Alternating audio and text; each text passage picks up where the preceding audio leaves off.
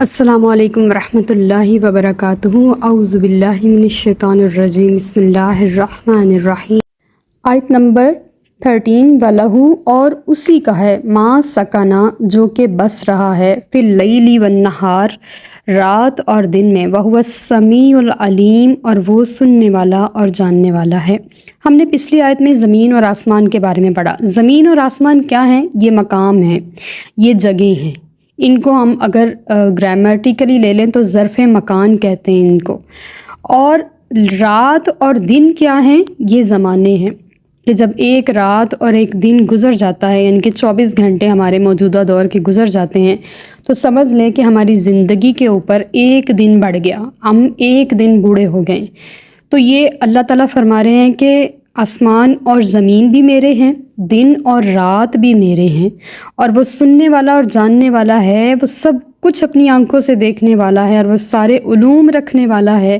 وہ جانتا ہے کہ میرا بندہ دن کے اجالے میں کیا کرتا ہے، رات کے اندھیرے میں کیا کرتا ہے، زندگی کتنی ہے اس کی، وہ کیا کھائے پیے گا، وہ کتنا جیے گا،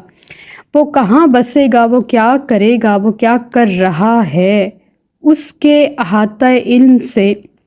کوئی چیز دور نہیں ہے، اور وہ اکیلا بادشاہ ہے، اور سبھی کچھ اس کے قبضہ قدرت میں ہے۔ جب سب کچھ اس کا ہے تو پھر کوئی انسان، پتھر یا کوئی بے جان بت کیسے معبود ہو سکتا ہے؟ پھر وہ رب ہی معبود ہوا نا۔ اس آیت میں حقیقت میں اللہ پاک اپنی ذات کی طرف توجہ دلا رہے ہیں۔ آیت نمبر 14، کل آپ فرما دیجئے، اغیر اللہ کیا اللہ کے سوا، اتخذو میں بناؤں، ولی معبود، فاطر السماوات والارض جو کہ پیدا کرنے والا ہے آسمان اور زمین کا۔ فاطر جو لفظ ہے نا، اس کا مطلب ہے نئے سرے سے بنانے والا، یعنی کہ کوئی چیز ایسی بنانا جو پہلے موجود نہیں تھی۔ وَهُوَ يُطْعِمُ اور وہ کھلاتا ہے سب کو، وَلَا يُطْعَمُ لیکن وہ خود نہیں کھلایا جاتا، یعنی کہ وہ ذات اتنے بڑے ظرف والی ہے، اتنی بڑی سلطنت والی ہے کہ وہ ساری مخلوقات کو کھلاتا ہے لیکن خود نہیں کھاتا۔ کیا کمال ہے! کل آپ فرما دیجئے، انی امرتو بے شک مجھے حکم دیا گیا،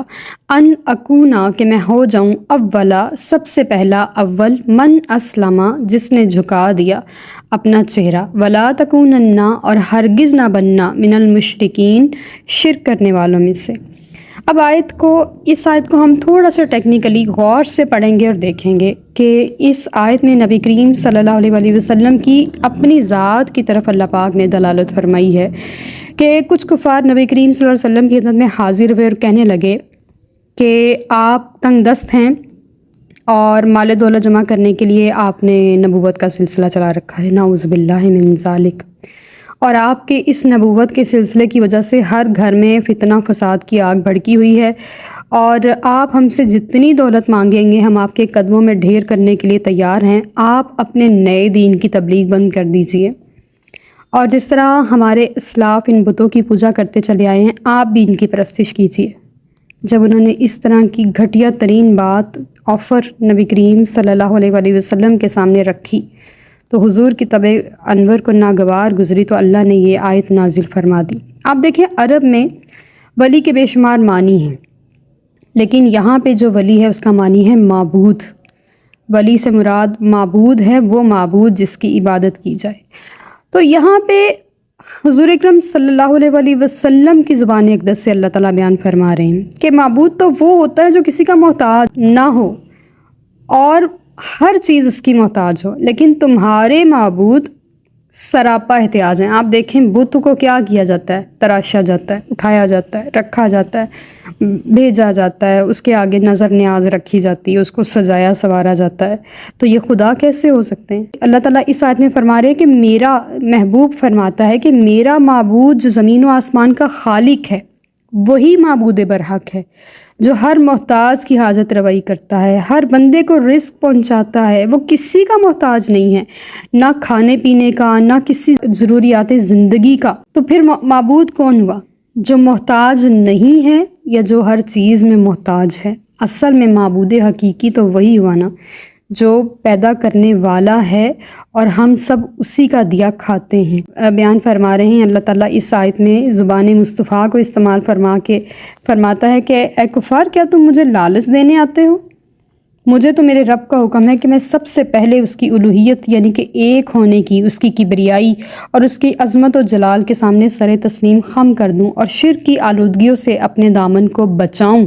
مجھے تاکید کی گئی ہے، اس لیے میں اپنے رب کے حکم سے سرتابی کر کے کیوں کر تمہارے باطل خداؤں کی پرستش کر سکتا ہوں۔ تو اس آیت میں اللہ پاک نے ہمیں بڑی ہی خوبصورتی کے ساتھ حضور کی زبان اقدس کا تذکرہ جو ان کفار کے ساتھ ہوا تھا وہ بیان فرمایا۔ یہاں پہ صاحب روح المعانی کا ایک بڑا ہی ایمان افروز اقتباس ہے، سب سنیے گا تو انشاءاللہ سرور آئے گا۔ عاجزی، فرما برداری اور محبت کے میدان میں سب سے پہلے جو روح سجدہ ریز ہوئی وہ نبی کریم صلی اللہ علیہ وآلہ وسلم کی روح مبارک تھی، اور حضور نے بلا واسطہ اپنے مولا کریم کے سامنے سر عبودیت جھکایا، اور تمام نبیوں اور رسولوں نے حضور کے واسطے سے۔ پس حضور اکرم صلی اللہ علیہ وآلہ وسلم تمام انبیاء اور رسول کے بھی رسول ہیں اور سب حضور کے امتی ہیں۔ ماشاءاللہ، سبحان اللہ، کتنا پیارا قول ہے کہ سب سے پہلے ایمان لانے والے حضور ہیں۔ آدم سے بھی پہلے، جب کچھ بھی نہ تھا تب حضور تھے، وہ نور مصطفیٰ تھا، اور سب سے پہلی جس روح نے اللہ کو سجدہ کیا وہ روح مصطفیٰ تھی، وہ نور مصطفیٰ تھا۔ اس کے بعد اللہ نے سب بنایا، یہ فرشتے، یہ جن، یہ انسان، یہ سب کچھ، کہ جب کچھ بھی نہ تھا تب بھی نور مصطفیٰ تھا، اور سب سے پہلی چیز جو اللہ نے تخلیق فرمائی وہ نور مصطفیٰ تھی۔ آیت نمبر 15، کل آپ فرما دیجئے انی اخافو، بے شک میں ڈرتا ہوں، ان عصیتو، کہ میں نافرمانی کروں، ربی، اپنے رب کی، عذاب یوم عظیم، بڑے دن کے عذاب سے۔ اب یہاں حضور فرما رہے ہیں کہ میں اپنے رب کے حکم سے انحراف نہیں کر سکتا، ایسا نہ ہو کہ کہیں میں عذاب میں گرفتار نہ کر دیا جاؤں، یعنی کہ یہ ان کی عاجزی ہے، ایسا ہو تو نہیں سکتا، لیکن آپ اپنی عاجزی کا اظہار فرما رہے ہیں کہ میں اپنے رب کے سامنے کسی بھی قسم کی نافرمانی کا مرتکب ہو کے اس کے غضب کو دعوت نہیں دے سکتا۔ اور حضور تو سراپا رحمت ہیں اور آپ وجہ کائنات ہیں، سب کچھ آپ ہی کا ہے، تو اس آیت میں حضور نے اپنی کمال درجے کی عاجزی کا اظہار فرمایا۔ آیت نمبر 16، من یصرف، وہ شخص ٹال دیا گیا، عنہ، جس سے، یومئذ، اس دن، عذاب، فقد رحمہ، تو یقیناً رحم فرمایا اللہ نے اس پر، وذالک، اور یہ الفوز المبین، بہت کھلی کامیابی ہے۔ آیت کے پچھلے حصے میں ہم نے پڑھا کہ میں اپنے رب سے ڈرتا ہوں بڑے دن کے عذاب سے، کہ وہ بندہ جس سے اللہ نے عذاب ٹال دیا قیامت والے دن اور وہ اللہ کی رحمت میں آ گیا اور اللہ نے اس پر اپنا فضل فرما دیا، تو اس سے بڑی کامیابی اس کے لیے کوئی نہیں، نہ دولت، نہ مال و متاع، نہ جائیداد، نہ کوئی جاگیر، بلکہ اس روز کی کامیابی سب سے بڑی کامیابی ہے، اور جس کو قیامت والے دن اللہ کے عذاب سے نجات مل گئی تو وہی اس کی سب سے بڑی دولت بن گئی۔ تو ہمیں بھی، حضور کی امت کو بھی، اس بات کو سب سے آگے رکھنا چاہیے کہ قیامت والے دن ہم کامیاب ہو جائیں اور مبین کامیابی حاصل ہو جائے، آمین۔ آیت نمبر 17، وَإِن يَمْسَسْكَ، اور اگر پہنچائے تجھے، اللہ تعالیٰ، بِدُرٍ، کوئی دکھ، فلا کاشف لہ، تو کوئی اسے دور کرنے والا نہیں، الا ہو، مگر اس کے، وَإِن يَمْسَسْكَ، اور اگر پہنچائے تجھے، بخیر، کوئی بھلائی، فہو علی کل شیء قدیر، تو وہ ہر چیز پر قدرت رکھنے والا ہے۔ بڑی ہی پیاری اور روزمرہ زندگی میں پیش آنے والے واقعات کے اوپر اللہ پاک نے یہ آیت نازل فرمائی ہے کہ اگر اللہ اپنے بندے کے ساتھ کوئی دکھ، کوئی ناکامی، کوئی بیماری یا کوئی ذلت یا ناکامی یا کسی بھی چیز کا معاملہ کرنا چاہتا ہے، تو اگر اللہ اپنے بندے کے ساتھ ایسا کرنا چاہتا ہے تو اس کے علاوہ کوئی دور کرنے والا نہیں اس دکھ کو، اس آزمائش کو، اگر وہ اپنے بندے کے ساتھ ایسا کرنا چاہتا ہے، اور کوئی اس کو ٹال نہیں سکتا۔ جیسے ہم کہتے ہیں نا، ہونی کو کوئی ٹال نہیں سکتا، تو قرآن کی اس آیت سے ثابت ہے کہ جو وہ اپنے بندے کے ساتھ معاملہ کرنا چاہتا ہے وہ کر سکتا ہے۔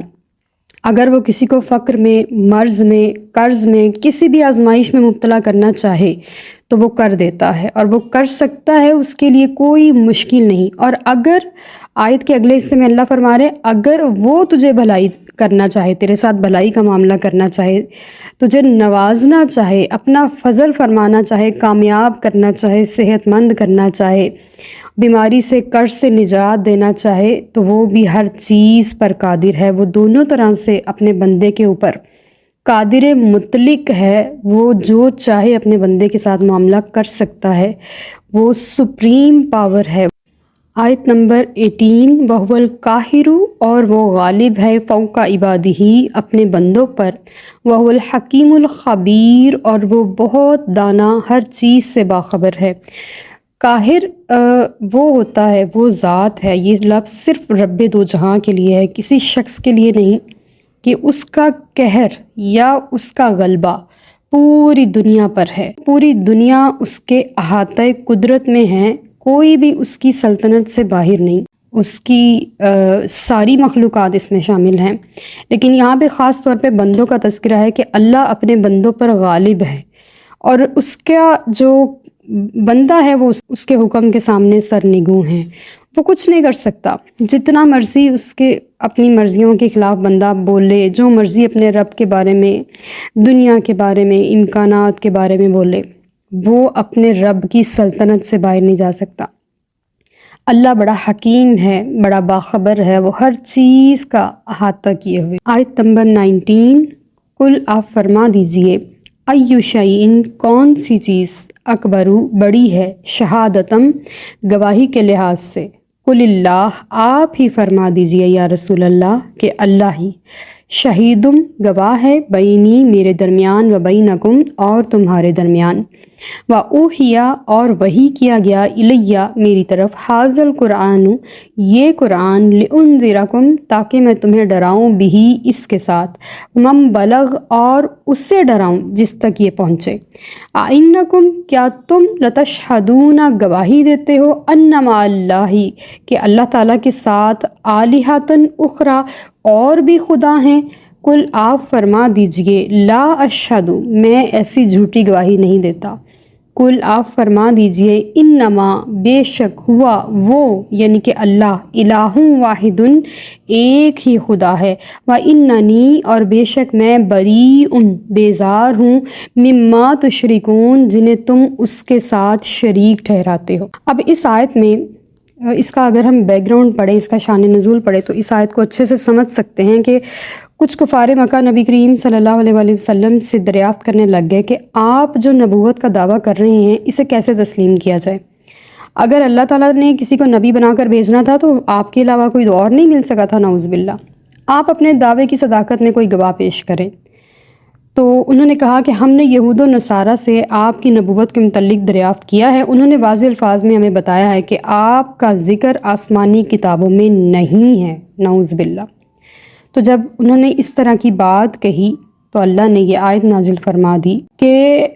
آپ انہیں کہیے کہ میری نبوت کا گواہ خود رب العالمین ہے۔ آپ دیکھیں آیت کے جو دونوں پارٹ ہیں وہاں پہ کل لکھا ہے کہ یا رسول اللہ آپ اپنی زبان اقدس سے فرمائیے کہ میں گواہ کافی ہوں۔ اللہ سے سچا اور معتبر کوئی گواہ ہے دنیا میں یا آخرت میں یا کسی جہان میں؟ جب اللہ میری نبوت اور صداقت کا گواہ ہے تو پھر مجھے کسی اور گواہ کی کیا ضرورت ہے؟ تو آیت میں یہ جو حصہ ہے وَمَن بَلَغَهُ الْقُرْآنُ، اور جس کو قرآن پہنچے مجھ سے، یعنی کہ سب کو قرآن ہمیں حضور کے صدقے میں ہی تو ملا ہے نا، لیکن حضور کی نبوت اور رسالت صرف مکہ اور حضور کے دور مبارک تک محدود نہیں تھی، بلکہ آپ کا زمانہ قسم خدا دی میرا ایمان ہے کہ ہر زمانہ حضور دائے، تو یہ قیامت تک چلنے والا ہر زمانہ اور ہر دور حضور کا ہے۔ ایک ہی کتاب کا سکہ چلے گا جو کہ قرآن ہے، ایک ہی دین کا سکہ چلے گا جو کہ اسلام ہے، اور جہاں تک قرآن کی آواز پہنچے گی سب حضور کے امتی ہوں گے، اور سب پر فرض ہے کہ یہ حضور ہی پر ایمان لائیں، کیونکہ حضور جان کائنات ہیں، کائنات کا درمیانی نقطہ ہیں، اور آپ کے ارد گرد کائنات گھومتی ہے۔ تو حضور فرماتے ہیں کہ اللہ نے میری طرف قرآن بھیجا ہے تاکہ میں اس کے ذریعے سے لوگوں کو ڈراؤں، اور پھر ساتھ پوچھتے ہیں کہ کیا تم گواہی دیتے ہو کہ اللہ کے ساتھ کوئی اور خدا ہے؟ یعنی کہ اگر میری گواہی ماننے میں نہیں آتی کہ میں اللہ کا نبی ہوں، تو کیا تمہارے پاس کوئی دلیل ہے کہ اللہ کے ساتھ کوئی اور خدا ہے؟ اللہ تعالیٰ پھر کل فرما رہے ہیں کہ اے نبی آپ ان سے فرما دیجئے ایک خدا ہے، واحد ہے، اور جتنوں کو تم نے اللہ کا شریک بنا رکھا ہے، چاہے وہ انسان ہیں، بت ہیں، وہ خود پتھر ہیں، وہ پہاڑ ہیں، وہ آگ ہے، وہ درخت ہیں، وہ جو بھی چیزیں ہیں، میں ان سب سے بیزار ہوں۔ میں ایک واحد کی طرف رہنمائی کرنے آیا ہوں اور صرف اسی کی بات بتانے آیا ہوں، کان کھول کے سن لو، میں بری ہوں۔ وما علینا الا البلاغ المبین۔ Like, subscribe and share.